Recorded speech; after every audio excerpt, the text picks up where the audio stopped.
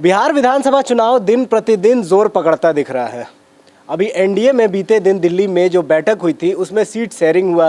Seat sharing को लेकर उसके अगले दिन नाराज़गी भी दिखी। सीट शेयरिंग में तो कोई परिवर्तन हमें देखने को अब तक नहीं मिला है, लेकिन अब धीरे धीरे पिटारा खुल रहा है। बीजेपी ने पिछले दिन अपने 71 उम्मीदवारों की सूची जारी की और इसके बाद आज जेडीयू ने फिर से एक बार राजनीतिक हलचल बढ़ा दी है पटना की। जेडीयू ने आज अपने 101 में से 57 सीटों पर उम्मीदवारों की सूची जारी कर दी है। इस सूची में एक नज़रिए से अगर देखें तो खास भी है और आम भी है। आम प्रक्रिया इसलिए है क्योंकि उम्मीदवारों की सूची जारी करनी होती है, और दूसरा कई ऐसे समीकरण हैं बदले हुए जो इन सीटों में हमें देखने को मिल रहे हैं। कई बदलाव भी हमें देखने को मिल रहे हैं, कुछ मोह भंग हुआ भी हमें देखने को मिल रहा है। कुछ एक खास जातियों के प्रति भी जो नीतीश कुमार का रवैया है वो इस बार थोड़ा सा बदला हमें दिख रहा है। इस सीट शेयरिंग पर अभी जो 57 नाम हमारे सामने आए हैं, इस पर हम लोग विस्तृत रूप से चर्चा करेंगे। जो सबसे बड़ा बदलाव इस बार हमें देखने को मिल रहा है इस सीट शेयरिंग में कि एक समुदाय को अभी तक 57 सीट में, मैं बोल रहा हूँ 101 में से 57 सीट पर बिल्कुल ही नज़रअंदाज किया गया है। एक भी उम्मीदवार नहीं है और भी कई ऐसे पुराने नाम हैं जो इस लिस्ट में कटे हैं। हम इस पर विस्तृत रूप से चर्चा करेंगे। नमस्कार, मैं हूं गौरव, आप देख रहे हैं मेरे साथ आइडियल एक्सप्रेस। हमारे साथ है समीर सिन्हा। हम लोग इस लिस्ट पर चर्चा करेंगे और एक विशेष बात से पहले शुरू करते हैं कि समीर, वो कौन सी समुदाय है जिसका प्रतिनिधित्व अभी तक के 57 सीटों पर बिल्कुल भी शून्य हमें दिख रहा है? देखिए गौरव, जो नीतीश कुमार के बारे में कहा जाता था शुरुआती दिनों में, जो नीतीश कुमार की इमेज थी कि नीतीश कुमार बहुत सेकुलर नेता हैं। जब आपको याद होगा शुरुआती दिनों में जब नरेंद्र मोदी को बीजेपी की कैंपेनिंग समिति का अध्यक्ष बनाया गया था 2014 में, उस समय नीतीश कुमार सिर्फ यह कहकर बीजेपी से अलग हो, एनडीए से अलग हो गए थे कि नरेंद्र मोदी पे दंगों का आरोप है, वो सेक्युलर नहीं है। लेकिन वक्त के साथ राजनीति बदलती है और ये पहली लिस्ट हो सकता है दूसरी लिस्ट में कोई परिवर्तन हो, लेकिन माइनॉरिटी वाले इसको लेके वो थोड़ा सा इस बात को उठाते थे और अलग हो गए थे, वो कॉन्शियस रहते थे। लेकिन जो ये पहली लिस्ट हमारे पास है, हमारे दर्शकों के लिए जो हम लेकर आए हैं, उसमें एक भी मुसलमान चेहरे को जगह नहीं दी गई है अब तक के 57 सीटों। अब तक के 57 सीटों में हो सकता है दूसरी लिस्ट में इस कमी को पूरा किया जाए। लेकिन जो अभी हम देख रहे हैं कि इसमें जो 57 सीट आई है उसमें नीतीश कुमार ने एक भी मुसलमान समुदाय से किसी को टिकट नहीं दिया है। देखिए समीर, ये मैं कहता हूँ कि ये गौर फरमाने वाली बात है और मुझे लगता है कि जैसे कि राजनीतिक गलियारों में पटना से लेकर दिल्ली या फिर हर वो फील्ड जो बिहार की राजनीति से सरोकार रखते हैं, उसमें ये चर्चा का विषय उठ गया और मुझे लगता है अब तक ये खबर नीतीश कुमार तक पहुंच गई होगी। देखिए सिर्फ ये नहीं है ना कि ये कोई संयोग मात्र नहीं है, इसके पीछे कुछ दो बयान है। ललन सिंह, बिल्कुल। नीतीश की पार्टी में उनका क्या कद है किसी से छुपा नहीं है। Second in command. हाँ, सेकंड इन। मुजफ्फरपुर में 2024 में उन्होंने बयान दिया था कि मुसलमान नीतीश कुमार को वोट नहीं करते। मुसलमानों के लिए नीतीश कुमार ने क्या क्या किया है यह किसी से छुपा नहीं है, लेकिन मुसलमान नीतीश कुमार को वोट नहीं करते। उसी तरह उनकी पार्टी के एक सांसद हैं देवेश ठाकुर, उन्होंने 2024 में सीतामढ़ी में बयान दिया था कि मुस्लिम और यादव हमारे किसी काम के नहीं हैं। उसके बाद ये लिस्ट कोई सहयोग नहीं है जिसमें मुसलमानों का नाम नहीं है गौरव। इसके अलावा कुछ और चीज़ों पे हम लोग इसमें चर्चा कर सकते हैं कि ये जो सीट शेयरिंग का फॉर्मूला तय हुआ, उसके बाद जो जेडीयू की पहली लिस्ट आई उसमें जो सबसे अधिक फोकस नीतीश कुमार का रहा है वो ओबीसी पे रहा है। नीतीश कुमार ओबीसी पॉलिटिक्स के सहारे इस बार अपनी नैया पार कराना चाहते हैं। इसमें जो 30 सीट, 57 में से 23 सीट लव कुश समाज को दी गई है, यानी कोयरी, धानुक और कुशवाहा। ये वोट बैंक माना जाता है, कोर वोट बैंक माना जाता है जेडीयू का। जी बिल्कुल।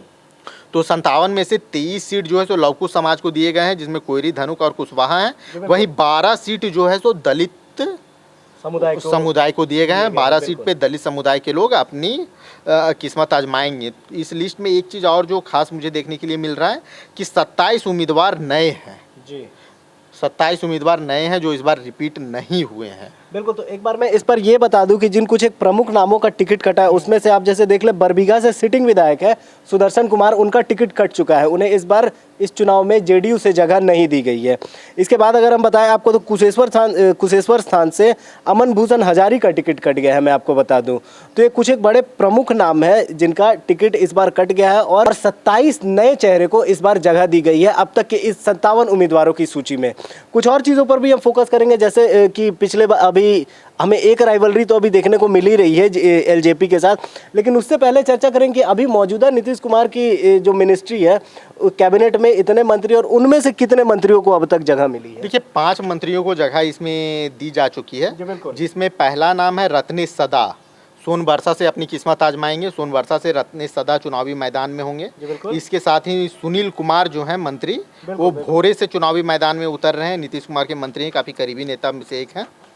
इसके साथ ही महेश्वर हजारी, बिल्कुल महेश्वर हजारी हैं, काफ़ी चर्चित नेता हैं, बहादुरपुर से। हाँ, बहादुरपुर से। इनको टिकट दिया गया है कल्याणपुर से, सॉरी माफ कीजिएगा, महेश्वर हजारी कल्याणपुर से चुनावी मैदान में है। विजय कुमार चौधरी सराय रंजन से चुनावी मैदान में उतर रहे हैं। इसके साथ ही श्रवण कुमार जो मंत्री हैं, वो नालंदा से ये चुनाव लड़ रहे हैं। इसके साथ ही इस लिस्ट में बहुत चौंकाने वाली चीज़ ये है गौरव कि सिर्फ राइवलरी एनडीए वर्सेस इंडिया नहीं चल रही है, बिल्कुल राइवलरी एनडीए के अंदर भी चल रही है। दर्शकों, हम आपको याद दिला दें कि हम लोग पहले भी जब भी इस विषय पर चर्चा करते आए हैं कि सीट शेयरिंग के पहले भी हमने कई एपिसोड शूट करे इस विषय पर, और हम आपको बताते आए कि एक बहुत ही सतह पर तो पानी बिल्कुल साफ है, कोई दिक्कत नहीं है, लहरें बह रही है, लेकिन एक अंडर करंट चल रहा है इस समुद्र में, एनडीए के समुद्र में, जहां पर 2 घटक दलों के बीच में बहुत ही तगड़ी राइवलरी हमें देखने को मिल रही है। ये आपको मुख्य रूप से समीर सिन्हा समझाएंगे।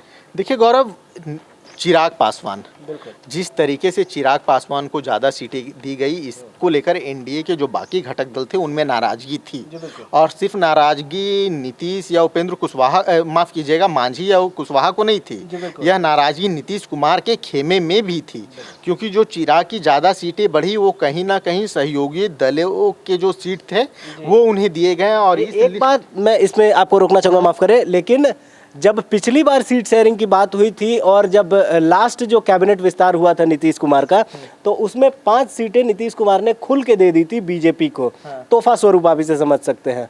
अब खबरें ये भी आ रही है कि पहले तो सिर्फ 25 सीटों पर ही बात बन रही थी एलजेपीआर के साथ, लेकिन बाद में बीजेपी ने उन्हें बस खुश रखने के लिए एलजेपीआर को जो नीतीश कुमार से तोहफे में सीटें मिली थी उन्हें भी एलजेपी को सौंप दिया। तो इससे नीतीश कुमार के खेमे में थोड़ी सी नाराजगी हमें देखने को मिली। थोड़ी नहीं गौरव, बहुत नाराजगी है, और हाँ, सीट शेयरिंग को लेकर बहुत नाराजगी है, और इसी को लेकर जो अभी हम लिस्ट देख रहे हैं वही लिस्ट हम अपने दर्शकों को समझा रहे हैं कि वैशाली को लेकर चिराग पासवान काफ़ी अडिग थे, वैशाली सीट उन्हें चाहिए, वैशाली, लेकिन वैशाली से उम्मीदवार की घोषणा हो चुकी है, सिद्धार्थ पटेल जेडीयू की टिकट पर वहां से चुनाव लड़ेंगे, तो ये चिराग पासवान के लिए एक झटका आप इसे कह सकते हैं। दूसरी सीट है मोरवा, मोरवा को लेकर भी चिराग पासवान काफ़ी, मतलब वहाँ से उनके पार्टी के लोग लगातार दावे कर रहे थे, लेकिन मोरवा से भी उनका पत्ता कट गया है, जेडीयू ने यहाँ भी उम्मीदवार उतार दिया है, और वो उम्मीदवार का नाम है विद्यासागर सिंह निषाद। तो 2 झटका तो यहाँ लग गया। एकमा को लेकर बहुत दावे हुए थे चिराग की पार्टी से, धूमल सिंह चुनावी मैदान में आ गए। राजगीर एक सीट थी जिसे लेकर चिराग बहुत अडिग थे, लास्ट समय तक इसको लेकर बार्गेनिंग चली, लेकिन कौशल किशोर यहाँ से चुनावी मैदान में आ चुके हैं। जगदीशपुर की भी सीट यही हाल है, वहाँ से भगवान सिंह को गया घाट को लेके बहुत बातचीत चल रही थी कि गया घाट हो सकता है इस बार जेडीयू ना लड़े, लेकिन यहाँ कोमल सिंह को चुनावी मैदान में उतार दिया है। और क्या जानकारी है? एक जो आप मुख्य चीज से अभी आप नोटिस करेंगे, मुख्य रूप से सीट शेयरिंग हुई थी, लेकिन किस दल को कौन सा सीट मिला मुझे नहीं लगता है कि ये खुलकर सामने आया था, इसकी कोई आधिकारिक घोषणा हुई थी। तो नीतीश कुमार की ओर से कहीं मैं कहूँ तो मौके का फायदा उठाते हुए पहले उम्मीदवारों की सूची उतार ली उन्होंने, 101 तक खुद को सीमित तो रख रहे हैं, भले इस बार वो 14 सीट पे कम चुनाव लड़ रहे हैं, लेकिन पहले ही सूची जारी करके उन्होंने स्क्वायर ऑफ कर लिया है कि जो जो उनकी सेफ सीटें हैं, जो जो उनकी पसंद की सीटें हैं, और कहीं ना कहीं से एक बहुत ही ज़ोरदार उन्हें रिप्लाई उन्होंने दिया है एलजेपीआर को, मैं आपको कह दूँ। देखिए, सिर्फ ऐसा नहीं है कि ये आज की घटना है, नीतीश कुमार लगातार इस चीज़ को लेकर, और जो आप कह रहे थे ना कि कौन कौन सी सीट पे लड़ेगी ये तय नहीं हुआ था। देखिए, आपको याद होगा जब सीट शेयरिंग का फॉर्मूला फाइनल हुआ तो एनडीए की प्रेस कॉन्फ्रेंस होने वाली थी अगले दिन, वो प्रेस कॉन्फ्रेंस आज तक नहीं हुई। एक बैठक हुई थी, सीएम नीतीश कुमार, माफ करेंगे शायद मेरे ध्यान से नाम उतर रहा है, लेकिन एक महत्वपूर्ण किसी व्यक्ति के घर पे बैठक हुई थी, सारे एनडीए के मंत्री घटक दलों के उसमें शामिल हुए थे नेतागण, और वो जो प्रेस कॉन्फ्रेंस शाम में होने वाली थी वो नहीं हो पाई थी। मेरे ख्याल से संजय झा के आवास पर हुई थी ये बैठक पटना में। तो इसका पूरा जो नाराज़गी है कहीं ना कहीं की, ठीक है, ये ज़्यादा ऐसा दिख रहा है कि अब मजबूरी है तो साथ लेकर चलना ही है एक दूसरे को, वरना हालत अभी यहाँ पे कुछ ऐसी है कि अगर मौका मिले तो ये लोग एक दूसरे के खिलाफ कुछ कर जाएंगे। हाँ, एक दूसरे के खिलाफ ये लोग चुनाव भी लड़ सकते थे, लेकिन अभी वो संयोग नहीं है। सीट शेयरिंग का फॉर्मूला फाइनल हो चुका है। अब कैंडिडेट की पहली लिस्ट आ चुकी है, दूसरी लिस्ट का इंतजार होगा। एलजेपी की तरफ से भी कई कैंडिडेट्स को पर्सनल लेवल पे सिंबल बांटा जा चुका है। तो अब देखते हैं क्या अपडेट आता है। बिहार की राजनीति पल पल अपना रंग बदल रही है और उस बदलते रंग का हर अपडेट हम आपके साथ लेके आ रहे हैं। आप आइडियल एक्सप्रेस देखते रहिए। बिहार चुनाव से जुड़ी हर छोटी बड़ी खबर हम आप तक पहुंचाते रहेंगे। अभी के लिए मुझे और गौरव दोनों को दीजिए इजाज़त। धन्यवाद।